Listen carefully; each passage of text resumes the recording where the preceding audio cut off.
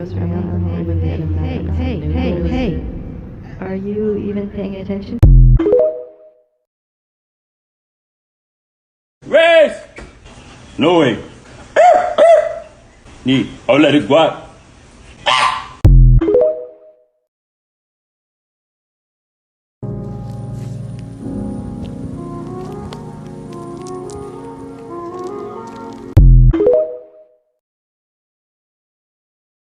The best mindset to have for things not to affect you and for things not to break your heart is to think to yourself that this is not your entire life. Like, this is not my entire life. This person is not my entire life. This thing that I'm going through, or this situation that I'm going through is not my entire life. This is something apart from my life, and this is only an addition. And this will truly prevent you from obsessing over something or over someone. By recognizing and acknowledging that there is so much more to life than one person or one thing or one place. There is so many things and so many people in your life that deserve your attention too. Do not give it all to one person.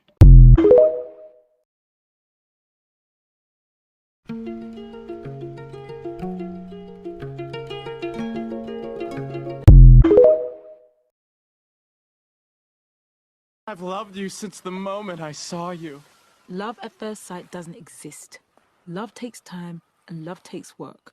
At the very least, you have to know the other person. And you literally have no idea who or what I am.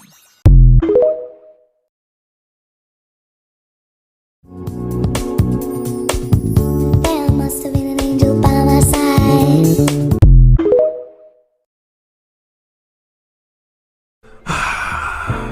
Hand me the black amount.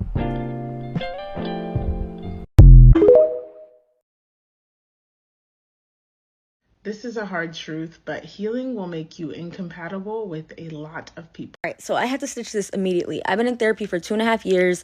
I used to have an avoidant attachment style, but then recently, in the last couple of months, my attachment style switched to secure. And here's how that made everything hit the fan.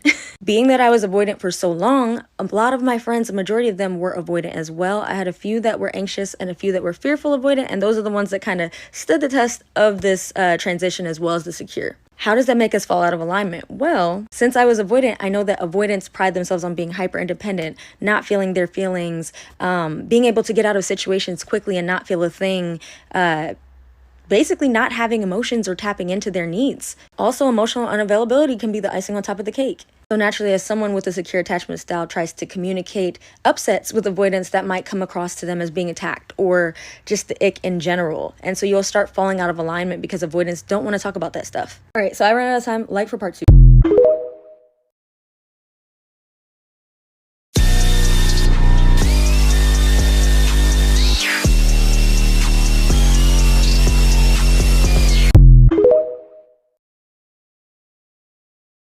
She got that $1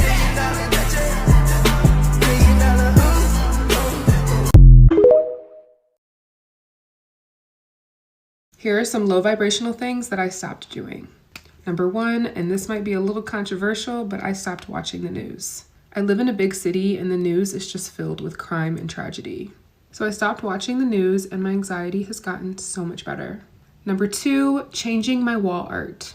A few years ago, I was in a really deep depression, but then I started looking around in my house and I realized that my wall art was literally manifesting into my reality. I used to have these drawings in my bedroom of a woman crying, but then in reality, it was me. I was the woman crying. Number 3, low vibrational media. I used to be a huge fan of scary movies, true crime, sad music, but then it was really starting to affect me and my mood. My anxiety and depression were at an all-time high when I was consuming that kind of media, and ever since I've cut it out, I feel so much better mentally. And lastly, cutting toxic people off. Toxic people will drain every ounce of your energy, and cutting them off is the only way to keep your peace. I stopped discussing theory with certain people when I realized that they live in theory and not in reality. You can't convince somebody whose stomach is touching their back that they don't need money. And some of y'all are co-opting these conversations because y'all want to sound smart, going around in circles talking about these topics and not really realizing that you're leaving the people behind who's actually living in these topics. They're not topics, they're their life. So when y'all push them to the side because they don't get it, but y'all get pats on the backs from the people who can't even conceptualize being hungry, it makes y'all look like assholes. And I realized once I really put my boots on, that talking is what really has held us back so long. You know what I'm saying? Because in those conversations, that's what's stalling us. Because once we disagree, that brings us back a little bit more. I realize the people that are drowning, we have to teach them how to float and then how to swim, not just yell at them to do the backstroke. First of all, I don't understand why you screaming and hollering. That's why I can't. Bitch, you look a mess. So I have a theory about why social media has ruined humanity, and the theory is normal people don't post. And what I mean by that is not that people who post on social media are weird. I mean that they're not your normal everyday person. So either they're talented, they're an academic, they have something they want to say. And the problem, though, is that people who watch social media, engage with social media, think that they're watching a normal cross-section of humanity. And so two things happen. The first is that they feel really inadequate because people who have immense talent and want to, earn attention for their talents are going to post on social media, and it will make you feel, I don't have that kind of talent, I'm worthless, which is not true. And the second problem is people who used to just post letters to the editor and crappy self-made newsletters are now able to post their weird conspiracy theory opinions on every single platform possible. And because we forget that this is a self-selecting group of people posting on here, we think that, having these opinions is normal, and they're not. So I think it's just really important to remember when you're on this app that whatever you see here, the people who post here posting is not normal. There's a whole bunch of people who just never post on here, have perfectly normal opinions, but we don't hear from them anymore. So we have such a skewed view of how the world works because of that. Anyway, just my 2 cents.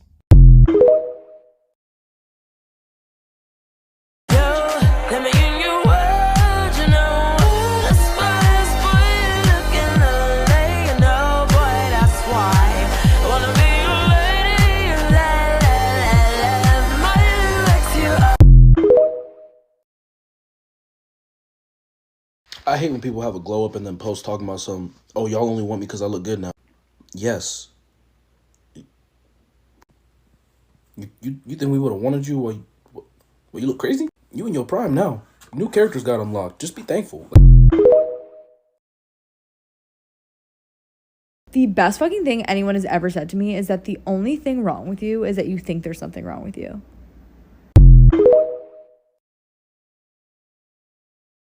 If a man ever tells you that he likes you, just ask him why. Because in reality, not that many men actually like you. Maybe they like your face, but not that many men actually like you. Just ask him why and watch him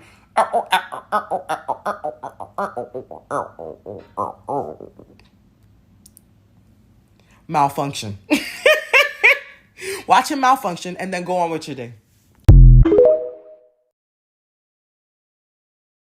I'm constantly working on myself, not because I want to be picked, but because I want to be the one doing the picking. Respectfully.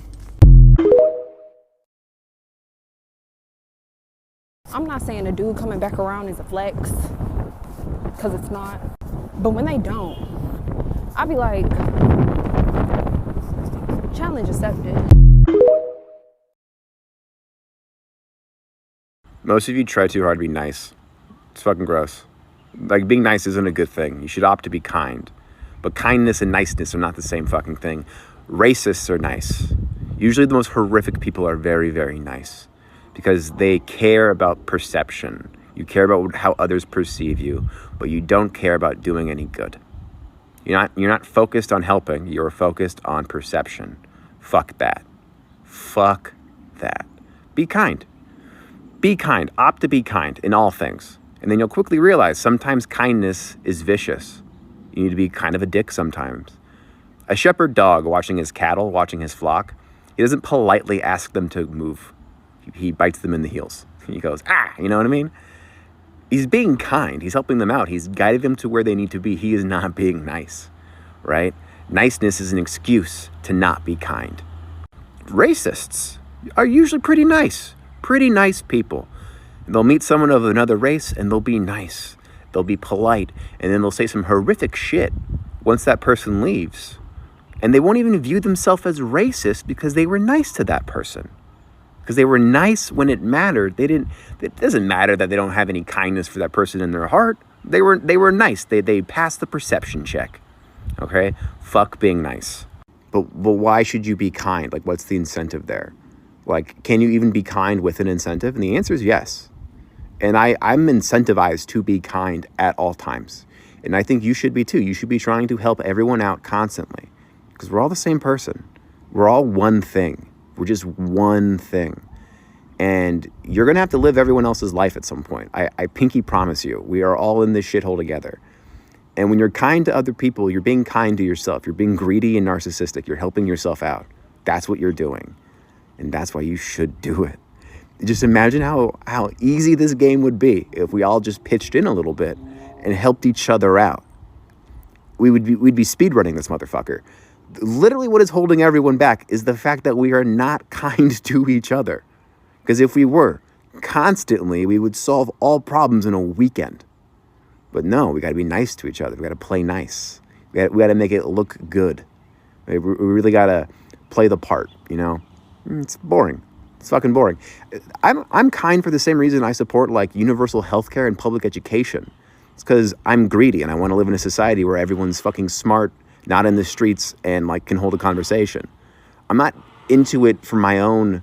Sorry, I am into it for my own benefit. I'm literally into it for my own benefit. I don't give a fuck about other people's education other than how it makes my life better, right?